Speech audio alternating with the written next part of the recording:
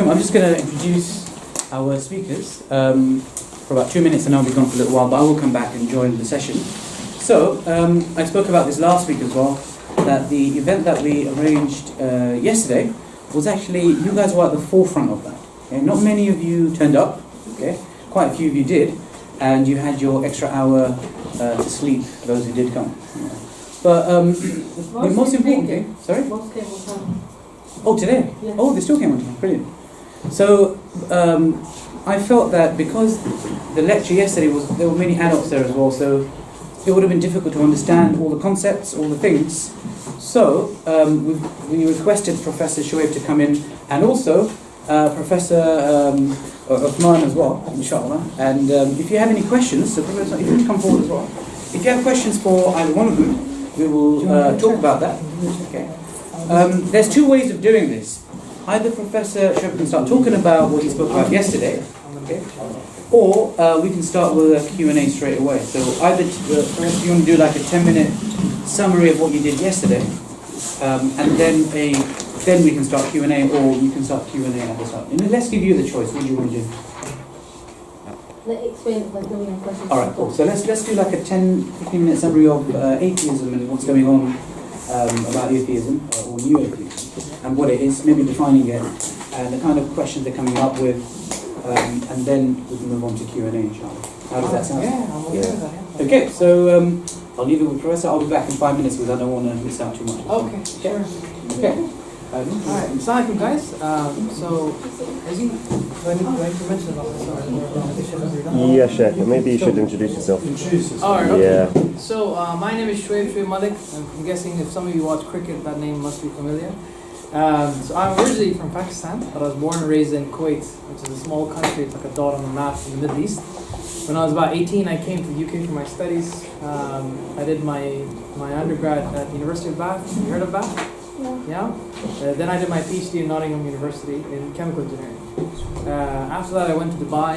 I'm now a professor of natural sciences, where I teach physics, chemistry, and mathematics.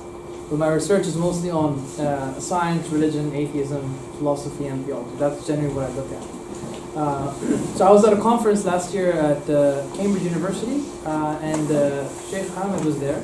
I was presenting a paper on science and religion, something to do with that, and then we got to talking. He told me that he has this wonderful school. He asked if I could come down at one point, and lo and behold, we're here after a few months. So the talk yesterday was just supposed to bring out forward what sort of issues that Muslims, young Muslims particularly, are facing today, right? So are any of you familiar with atheists, like Richard Dawkins? Have you heard of him before? Never heard of him before. Have you heard of the title God Delusion? That little book, yeah? Yes, no, some of you, yes? Yeah. How many of you have encountered atheists in your life? Put your hands up. Okay. How many of you have had difficult questions thrown at you by atheists?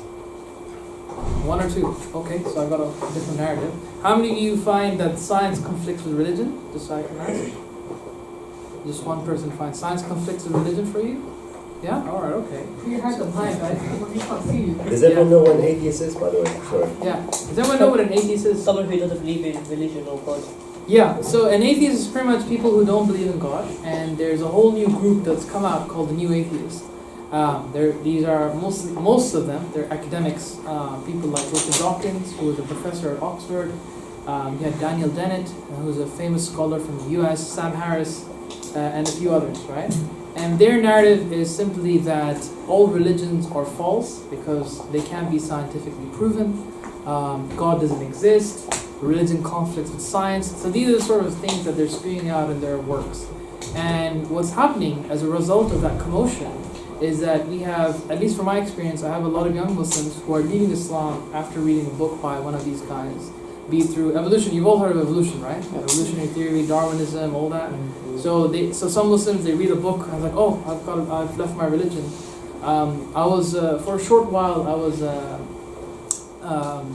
like a pseudo imam of the University of Nottingham, and I remember a few families calling me up and saying that their kid has left Islam because they read, I don't know, Richard Dawkins, or they read on the theory of evolution. So this thing is now growing, and it's becoming a bit of a concern for both young people, parents, academics, professors all around the world. And we wanted to try and sort of root out what are the causes of these issues, what are some of the contentions, what are some of the errors that they're making, particularly when it comes to Islam. So that was my angle. I'm going to hand it over to Sheikh Usman to sort of present what he summarized yesterday. Okay, very briefly. My name is Usman Ali, and I've met this class before. I think it was regarding the theory of evolution a couple of months back, so I'm sure you remember my face. I did my Islamic studies back in 1999 to 2005. 2005, when I graduated, then I went on to doing a biomedical science degree. So I finished a bachelor's degree in biomedical science, went on to doing a master's degree in blood sciences, a specialism within blood sciences. While I was doing that, I was also working in laboratory science in different laboratories around UK. So I worked around to 8 different places in the same field. And then I went on to doing a PhD I'm doing a PhD as right now in blood sciences, and one of the specialisms in blood sciences. My interest is in the discussions that take place between science and Islam, or science and religion in general. So yesterday we had a conference where a professor was addressing the question of Islam and atheism and its relationship, Islam's relationship with atheism. Atheism is a ideology, and we wanted the conference to be themed in such a way where there's 2 complementary themes being discussed simultaneously.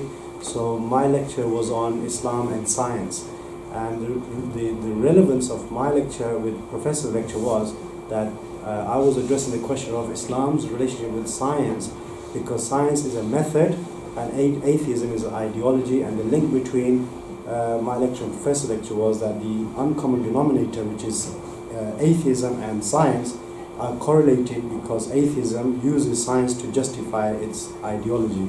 So this was the rationale behind the yesterday's talk. Now, I'm sure there's one, I think it was yourself who mentioned that there's a conflict between religion and science. Is that what you said earlier on? Yeah. Yeah, so this was the question I was interested in, that is there actually a conflict between religion and science? And this is an area where I've been reading up on for the last decade, and to see whether there is a conflict or not. And what I discovered is that between Islam and science there is no conflict. The conflict is not in the core elements of science. So the way scientists do science is in no conflict with the religion. The conflict is in the worldview that underlines the science of the scientists. So it's not the science itself that's in conflict with religion. The conflict between the worldview of science, which rests on a secular ideology, and Islam, which is resting on a religious ideology. So it's the conflict between ideologies rather than the method of science. So in that sense, to say that Islam is in any conflict with science as a method, in my opinion, is a mistake, and there is no conflict between the 2 domains. So what we'll do is, inshallah, open up the floor to questions. So if you have any questions regarding Islam and atheism, inshallah, Professor will answer those questions. Anything to do with Islam and science, I will address those questions, inshallah. So the floor is yours now, inshallah. Any questions, random questions on this one? They're chilling. They're chilling. So. Yeah, we can chill as well. I'm gonna start for them. Yeah. Inshallah.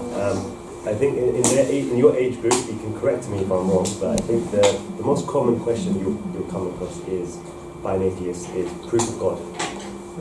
So out of interest, how would you respond to that question? So what is your basis of believing in Allah? Oh, I was going to say believing in one. I was going to say that they basically just believe that 0 plus 0 plus 0 equals 1. And then they say we believe in God and that it's magical and it's fairy tale, but in the book of fairy tale to me is that 0 equals 1. Just doesn't make sense. Okay, let me give you a basic argument that an atheist might come with, and inshallah I'll just start it off. So if I said to you, very basic, believing in God is like believing in Santa Claus, how would you respond to that? Is that a good statement? Believing in God is the same as believing in Santa Claus. The only, I don't want to talk too much. Go ahead. Go ahead. I'm just gonna say that, what would you call it, before, when I was like asked, because there was a point where I was just asked so many questions about Islam, because I was like, okay, isn't it like religion? And the thing that really made me think, okay, cool, Islam is like true, is that there's things mentioned in the Quran from ages, and like from millions, thousands, millions of years ago, like that say it's gonna happen, and those things are now happening. Like they say wealthy people are gonna start dressing like poor people, and you know nowadays you have people wearing ripped jeans and sliders and type of stuff like that. And there's also things that are occurring now that God said ages ago. So I think that's one of the things that people made me think, okay, cool, like Islam. So it has predictions. Yeah, exactly. Okay. All right. Okay. So your basis is the Quran. Mm-hmm. But back to my question though. Santa Claus and God, what's the difference? If you were faced with that question, what would you say? You have nothing to say? Okay, let's say, Anas, do you believe in tooth fairies? No.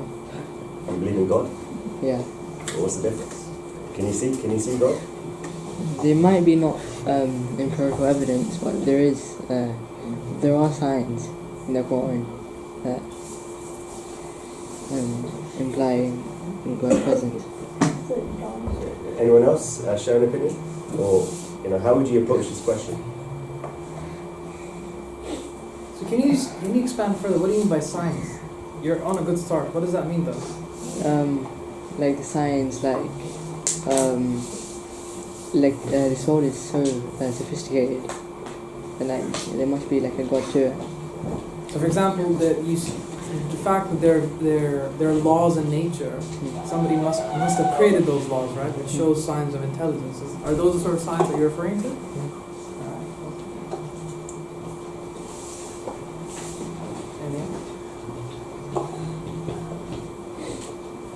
No? You mentioned empirical God. There might not be empirical evidence that God exists. Yeah. Do you want to expand a bit more on, does it have to be empirical for God to, does God existing have to be empirical? It doesn't have to be empirical. Do you understand what empirical is? Yeah. It doesn't have to be empirical. It's just you don't have to visually actually see God. It's His purpose in this world, and what He made it for, and some of the stuff that happens here must be made by someone, a being. So it's a very good point you brought up, because does the truth have to be empirical? So this is one of the fundamental questions that is asked within the scientific and philosophy of science community, that does the truth have to be empirical? So if God is the truth, then that follows that does God have to be then empirical? Because if you have that worldview where everything has to be empirical for it to be truth, then God will also have to fit that worldview. But if truth lies outside the empirical world, then God doesn't have to be empirical. It could be something other than that, or transcendental, as theologians will say, which is above or outside the realm of our sensory experience, our do you want to explain what empirical means? Yeah. Oh, right, okay. So when the term empirical is used, generally speaking, it refers to things that your sensory perceptions can experience. So my sense of touch, my sense of sight, my sense of hearing, my sense of feeling, tasting. So these senses, that's empirical. When we use the term rational, then that's the faculty of our intellect.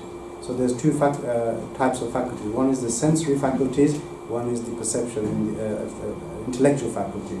So this is the division between rational and empirical.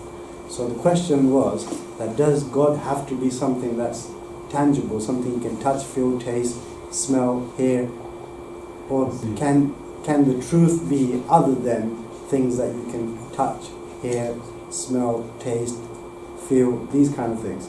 So that's what the question I was trying to answer there, that God, does it have to be, the concept of God, does it have to be within the realm of empirical, or can it be outside the realm of empirical? Does that make sense? Yeah.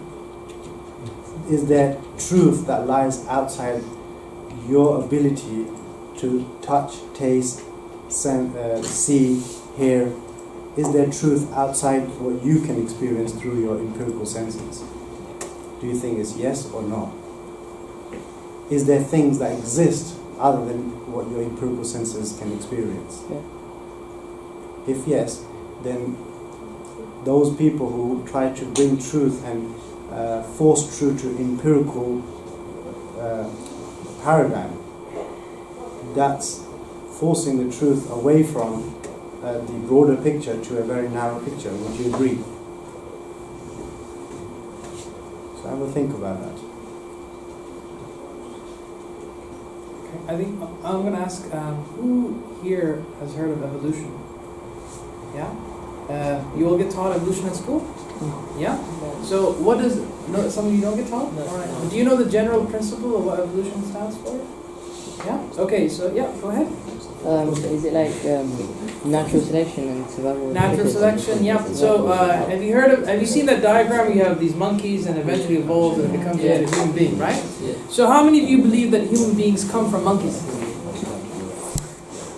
Huh? How did they work?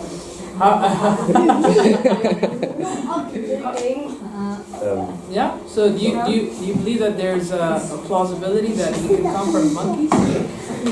How many believe that? So how many of you? Because you know what it implies, at least the way it's presented, is that our monkeys are our cousins. So you could see a monkey from I don't know, in the zoo, and then that could be your 40th cousin down the generation. Sonic uncle, So evolution is pretty much a problem. Now the thing is, how many of you see evolution as a problem with your religion? Because in the Quran said, God, He created Adam and Eve, boom, right? And they just land on earth. But evolution says that, hang on, that we came from simpler species and people evolved and then finally human came into the picture. So these seem to be contradictory, right? So how would you approach that problem? Do you think that it's going to be... Because this is what new atheists say, that evolution completely debunks your religion. Your Quran Hadith are meaningless. Contradicts your scripture. Science tells us one thing, your books tell us another thing. So how would you go about navigating that problem? Have you come across these problems before? Yeah? Yes or no? You've never come across these before? Okay. Alright. Have you come across these before? What about you? Yeah? So how would you go about answering that question? First of all, do you believe the theory of evolution? You don't believe in it. So which part? The whole thing, or the monkey's part, cousin's part? You believe none of it, right? Okay. How about you? Because you raise your hand, right? Yeah. Which part do you believe? I believe that we have evolved but not from monkeys. That's So we evolved but not from monkeys. Yeah. But you do believe there are cousins? But that's what the theory that's what the theory of evolution says, that monkeys are cousins. Yeah. So So do you believe in other aspects of evolution? what are the other aspects? Where do you think we evolved from? Yes, that's the question. Are you talking more about survival of the fittest and things like that? Other theories? Yeah. Survival of the fittest, okay. If we evolved, so what did we evolve from? That's the... And say it with your chest, like, don't be shy. Just to say it now. So we evolved from humans into Yeah. humans. Yeah, basically. Yeah. One kind of human to another kind. Bigger Yeah, we are humans. adapted. Yeah. So your evolution is very restricted to small changes, but not large changes. Yeah, not that large goes outside to different species. How much proof do we have of evolution? Okay, so yes, go ahead. Someone that, like, when I was doing my lesson in school, someone said that the Darwin's theory, this is how it happened, that one of his loved ones died and he made up this theory to punish God. He made up this theory to punish God. Wow. Okay. So you're right about whoever told you that is partially right. Darwin's kid died. He saw his daughter die in front of him. But whether that was a trigger for him to come up with theory of evolution, that's a historical question I don't know. But what I can tell you is that we do have a good amount of evidence, inferential evidence, right? So for example, what I mean by inference is, have you ever been to a desert? So my reference points are deserts, not snow. So have you ever been to a desert? Yeah? So if you saw footsteps in desert, what would you immediately infer from that? Somebody has been there, or somebody has planted footprints in there intentionally, right? Did you see the person?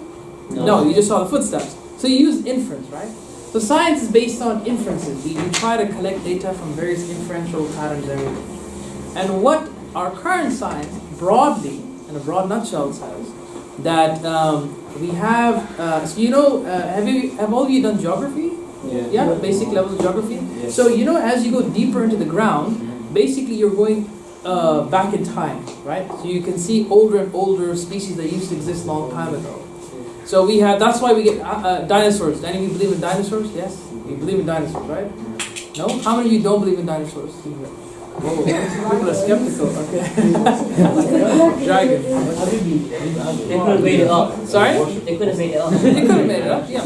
So as you go further down the ground, we've uncovered that we are seeing some sort of gradual complexity. So as we go deeper into the ground, we see more and more simpler creatures. As we go further up, we see more complexity. Which, this is, of course, a simplification, but what it seems to suggest, at least as scientists, is that there was some sort of like a gradual process where we see most of the diversity that we have in the historical record and also in modern day times. And the problem here is that if human beings are a product of evolution, so who was the first man according to Islam? Adam. Who was the first woman? Now, if evolution is true,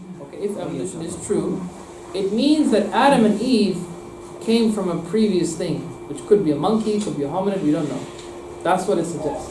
But what Islamic texts say, that Allah created Adam and Eve. So do you see the contradiction, first of all? Yeah, it's a clear contradiction. And that's why it's a problem for a lot of Muslims. So now the question is, if you're a Muslim, you've got science telling you one thing here, your book is telling you one thing here, how are you going to navigate that situation? That's what we're trying to just stimulate in this conversation. So, just so I can see, if somebody presented this to you as a proof that your book is false, it's wrong, how many of you would leave Islam? That's the question. No one would leave Islam. How many of you question your religion? How many of you question? And be in doubt regarding your religion, if there was a conflict between the scientific theory of evolution and Islam, how many would you be in doubt that? And remember, this space here is, is a very open space. You can be as honest as you wish. There's no, not going to be in trouble or anything like that. Yeah. So just to add, I was an atheist before. I don't think you know that. So how many of you would defect because of evolution? You want to say something? Yes. Yep. You'd be in doubt, right? So so science is a heavy thing, right? Because if there's clear contradiction between text and science, then it begins to imbibe in you this idea that your religion is false or your text is wrong, right? And if you're holy, because that's what you said, that you believe because the Quran says certain things. But if the Quran also says things like which are false in science, then that immediately discredits some of the claims that you're making. That it comes from God. Do you see my point? But then what if the science is wrong? Oh, okay. So what if the science is wrong? Now that's a question that that some people say that. So there are some people say that the science can be wrong, right? Now, if you drop that water bottle, what's going to happen? It's going to fall. If you drop it today, if you drop it tomorrow, what's going to happen? It's going to fall. How do you know that? According to what law? Gravity. Huh? Gravity. How do you know gravity? Various experiments, right? Keep dropping, you'll see it, right? Yeah. So why? So if you believe in those types of inferences, observation, etc., this is how evolution came about. Through the same style of data and observation and theory, they create theories, and this is the best theory that we have. So if you deny evolution, so this is what an atheist would say. If you deny evolution, it's as if you denied gravity. No, because they're two different theories. Okay. Oh no, but the principles in arriving those theories are the same. Right? The theories, the way you come across them is the same. So, for example, you all studied chemistry, right? Protons. What are the two other things? Protons. Good. Okay, everybody's smart on in their chemistry, right? Okay. So, have any of you seen a proton? No. Huh? Sorry? The circle thing is amazing definition right there. So the circle thing. Okay, let me just. Okay, who has a question? Which one is the positive one? The positive charge. Proton. Okay, which one is the negative one? Electron. Mashallah. Amazing, geniuses right here. So, and then which one is the neutral one? Neutron. Okay, so. Have any of you seen with your own eyes the proton? No. No. Have any of you seen with your own eyes the neutron? No. No, right? So scientists have been able to see both of them, protons and neutrons. Do you believe in the electron, which runs your mobiles, electricity, everything is run by electrons? Have any of you seen it? No. Till now, no scientist has physically observed an electron. It doesn't exist. No one can tell you what an electron looks like. Right? We have inferences to that we have some idea that this electron has a negative charge, has this many properties, but no one has physically seen an electron. Same way, in evolution, do human beings live for millions of years? No. So can we see can we go back 100 million years and see how the picture evolved? No, right? But we have inferences. So if you say that evolution is wrong, the atheists could contend with you, then might as well not believe in gravity. If you drop it, it might go up.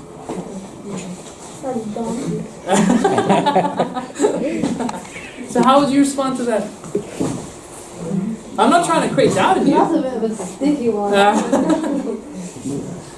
So how would you go about tackling that sort of situation? Do you see my point? So these are real, proper questions that young Muslims are facing all across the world, not just here, not just in the States, everywhere. In the Middle East, particularly where I come from, we have an issue in that all atheist books are banned. Right? So if you have a book by an atheist, you'll be deported from the country. It's very strict laws. But the problem there is that most of the kids from the UAE, so Dubai, right? This is where I'm from. Most of them come and study here, Canada, or US. And here, atheist literature is widely available. Now, if you aren't trained to answer some of these questions, or at least if you aren't trained to think about these questions, what do you think is going to happen to most Muslims?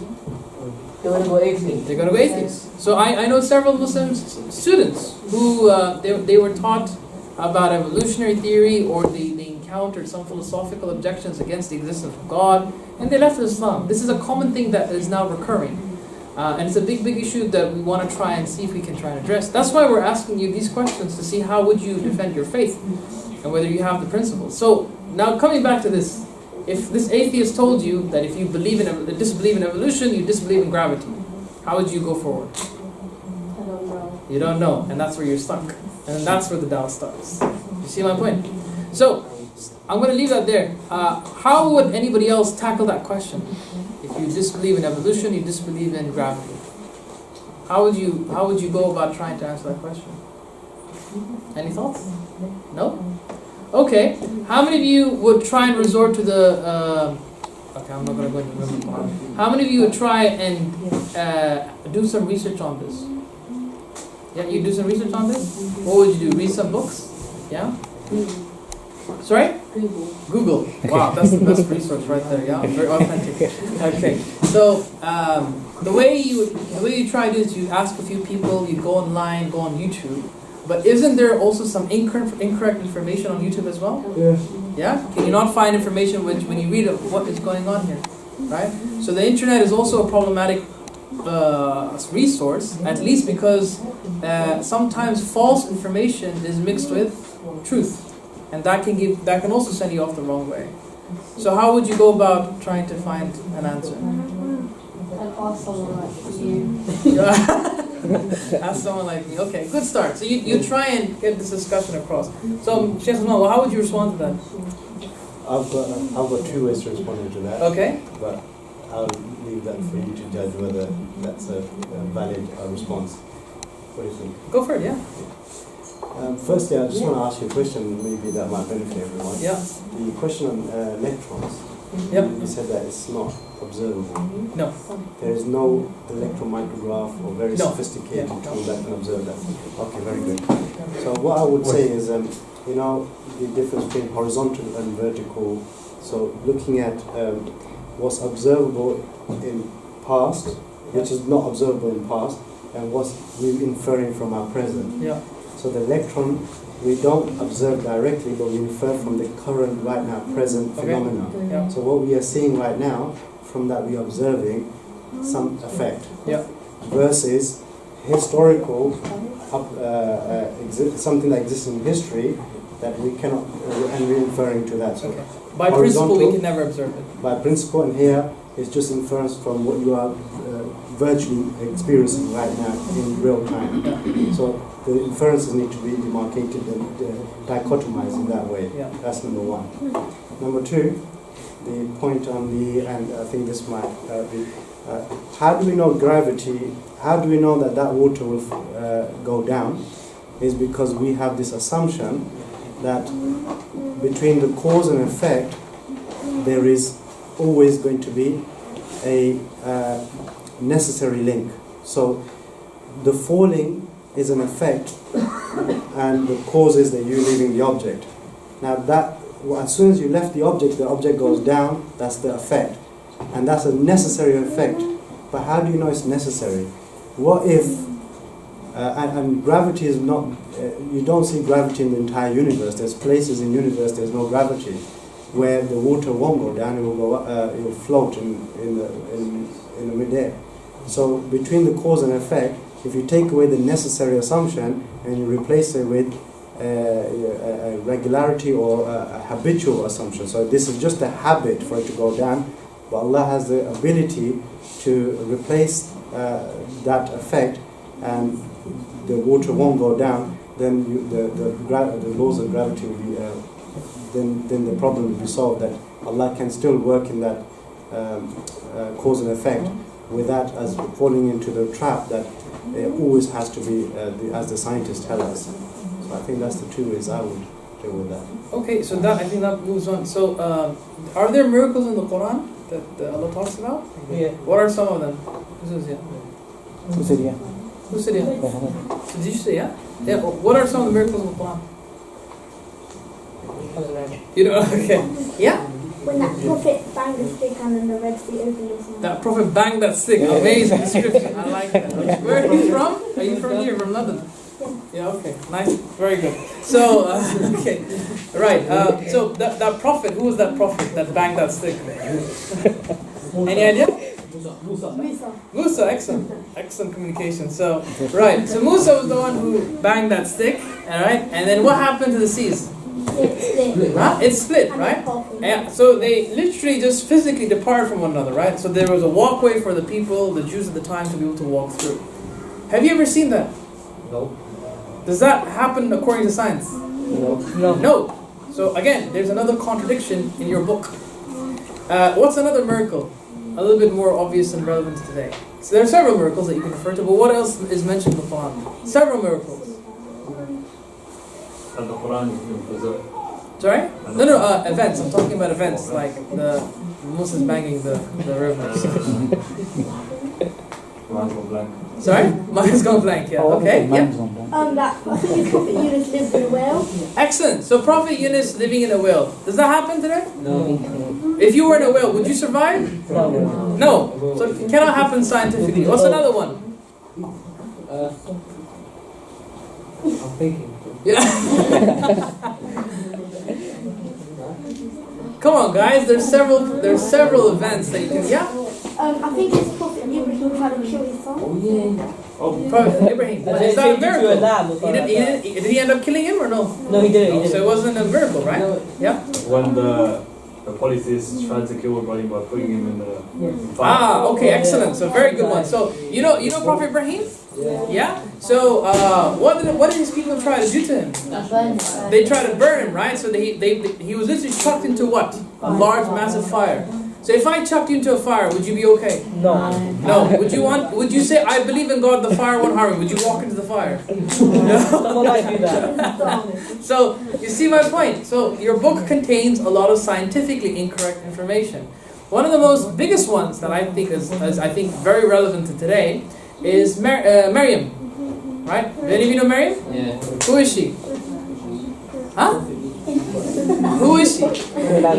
She is the mother of whom? Prophet Isa. Jesus, right? Prophet Isa alayhi salam. What was the miraculous episode in her life? She what? She what, sorry? She gave birth. She gave birth. What was so special about that birth? She vowed to not get married. Sorry? She vowed to have the opportunity Okay, to get so that's not the miraculous part. What was so miraculous about her giving birth? Virgin. Huh? Virgin birth. Exactly.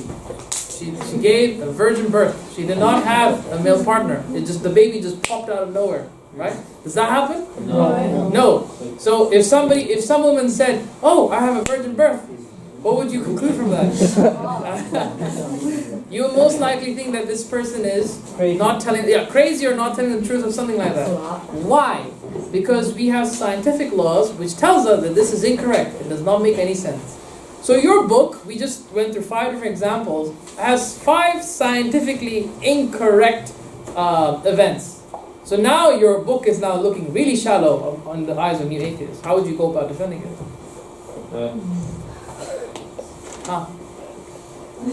So you just do the sounds and then you don't talk. That's your thing,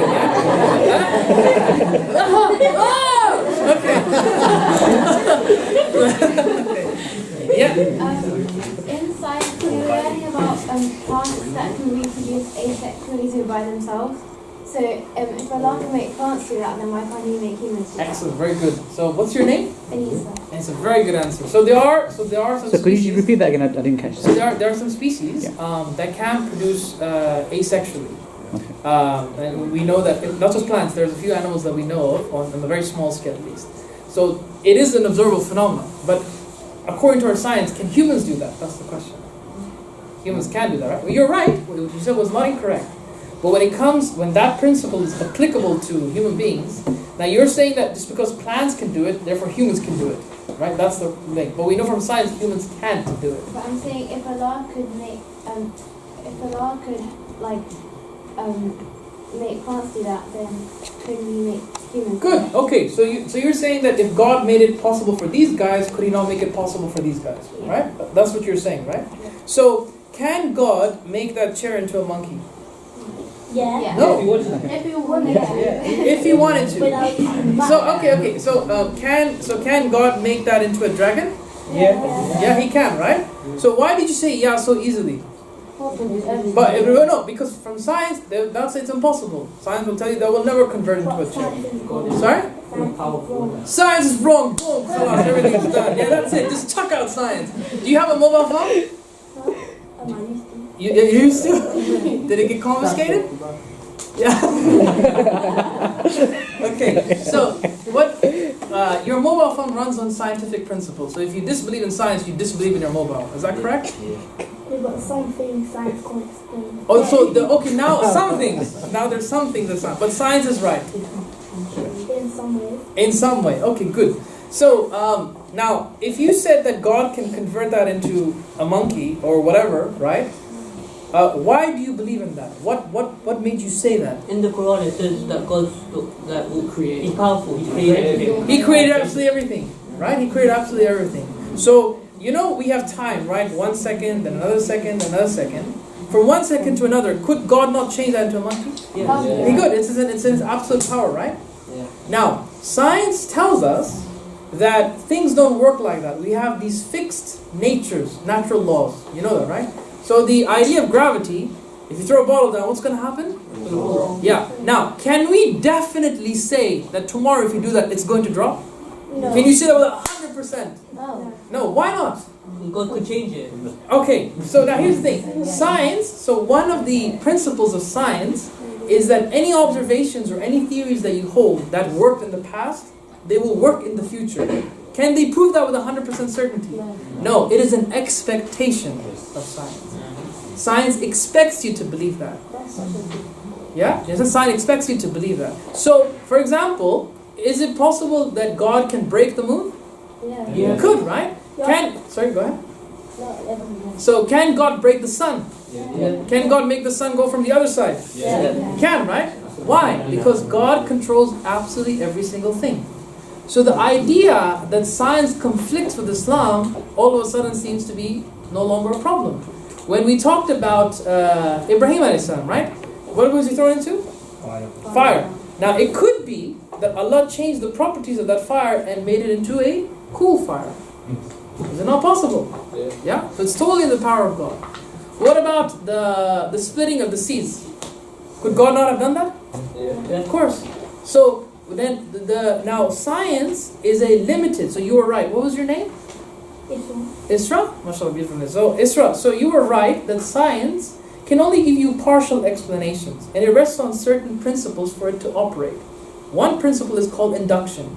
Past observations must work in the future. This is a belief that they have. You can't prove it. This is something that they hold.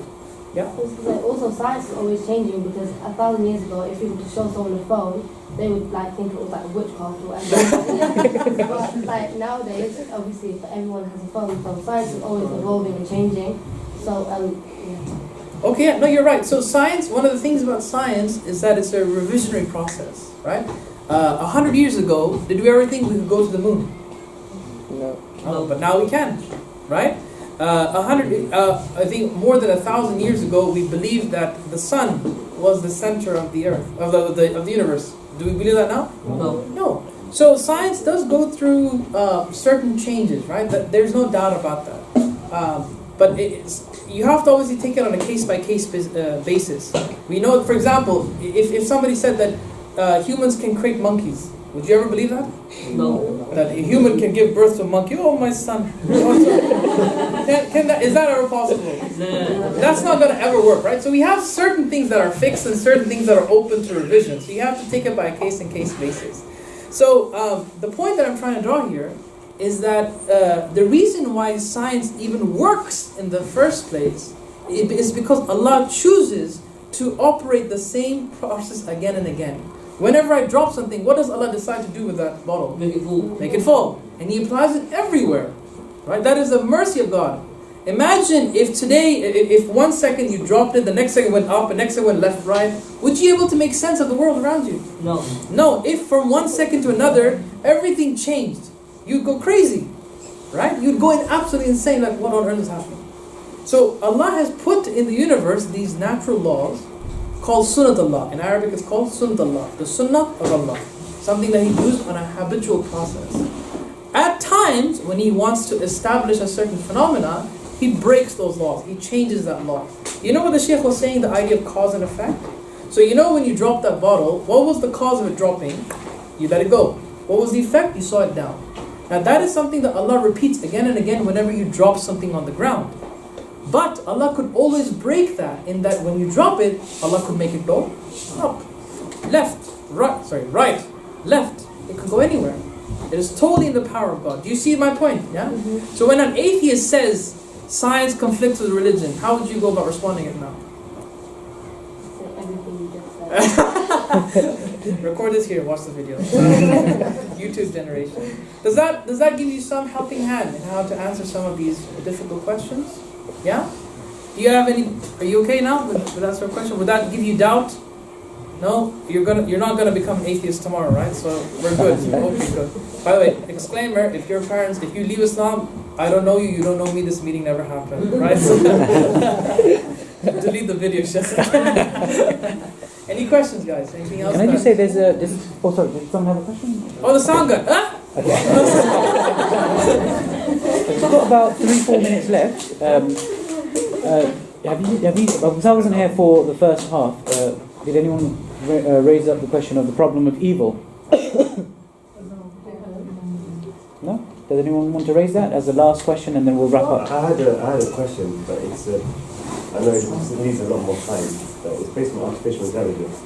And if science did ever advance to a stage where, because they predict that in the future they could potentially give life, or they could, through like frozen vessels and transfer of like the mind into like DNA patterns and in the form of like I don't know how to explain it, and then like a transference process. And so what would be our standing point, what would be our viewpoint as Muslims on the advance of that artificial intelligence. So what exactly are you talking about, that whether they can upload our consciousness to a rabbit, a carrot? Yeah, so they predict that they can, AI is going into a realm where they can give life. And that obviously is a problem from an Islamic perspective. So why is it a problem? Because only Allah gives life, so life and death comes from Allah. But now science is going on the realm of science can give life. Okay, so what would be our standpoint? Okay, so let's try and break that question down. So you said only Allah gives life, right? Now we know that if we put a few molecules together, they begin to develop, and you can have some biological activity, right? That is a sign of life. Now we're not saying that we give life per se. We've just put a few things that are already in place by God, and then Allah allows the life to occur, right? So to say that we give life, I don't think that's the right interpretation to go forward with that. But with AI, what scientists are definitely saying is that we can. So there have now been experiments done where scientists can introduce or remove your memories. They can actually like a computer. Now, the consciousness, the ruh that's inside you, the spirit that's inside you, that will never be replicable. That's a totally different category of an answer. Artificial intelligence, all it can do at best is take the way you think and the way you operate. So it creates an algorithm based on your personality, based on a few empirical inputs here and there. And from there on, it can then create a replication as best as it can according to the algorithm. And have you seen iRobot? Yeah. That sort of thing. You remember that guy who was floating in a hologram? Yeah? So that would be it. But you will never be able to ask certain questions. He said, I don't know the answer to that. So that would be it. I don't think they'll be able to ever reach more than that. Yeah, this is based on my personal conversations where people latch onto the idea of AI and how it will, in time, reach a point where science will give life. So that's the basis of their belief as well, that they will start disproving God. On that level. Okay, I'm just going to follow on. Can I? Yeah, we just answer that, and then we'll have to let the students go. Their parents will be answering. Oh, okay. Then so just the last answer. Oh no, it was something I need to sort of elaborate on. It was a full science discovery, but I'll leave it for later. Oh no, if you just give it. If you do it in 1 minute, that'd be. Okay, so last point, inshallah. Have any of you heard of something called tardigrades? Tardigrades? No. I know it sounds like a poo term, but it's not poo. It's just a small animal that's very, very small. And this is one of the toughest animals known to the universe, right? It can survive thousands of pressures. It can live on the sun with no problem. It can live in the space, no problem. Absolutely resilient creature. They found some tardigrades in Antarctica, right? And they found them frozen in the sample that they got. This particular animal was frozen for 30 years. And recently, they were able to unfreeze this animal, okay?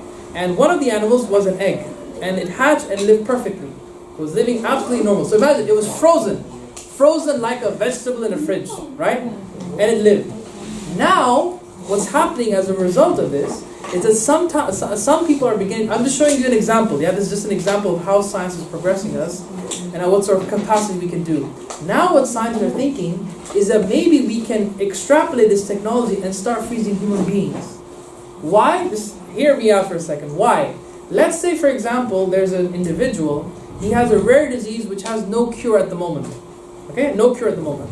Now what the doctor could say, okay, we'll freeze you up for 100 years, so you stay in your current condition, and then you unfreeze, and the doctor will have a cure for you, and then you'll be cured by that.